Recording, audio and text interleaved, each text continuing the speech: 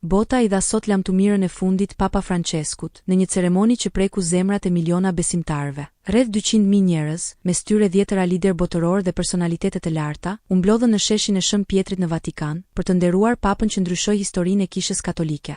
Ish presidenti amerikan Donald Trump, presidenti i Ukrainës Volodymyr Zelensky dhe princi William ishin ndër të parët që bën homazhe para arkivolit të Franceskut, i vendosur në bazilikën e Shën Pjetrit. Duartrokitje të gjata shoqëruan mbërritjen e liderëve dhe pelegrinëve në një atmosferë të ngarkuar me emocion dhe respekt. Papa Francesku, papa i parë jo europian pas më shumë se 13 shekujsh, la pas një trashëgimi të fuqishme për përullsinë, drejtësinë sociale dhe kujdesin ndaj të pambrojturve. Për 12 vite me radhë, ai udhëhoqi Kishën me mesazhe shprese, paqeje dhe përpjekje për të ndryshuar botën përmes solidaritetit. Në mesin e atyre që përkulën kokën me respekt ishin edhe president nga Argentina, Franca, Gjermania, Filipinet dhe Polonia, së bashku me kryeministra e antar të familjeve mbretërore europiane. Prania e tyre e bëri këtë ceremoni një ngjarje historike botërore, ku feja, politika dhe njerëzimi u bashkuan në nderim të një figure që te kaloi kufit e zakonshëm.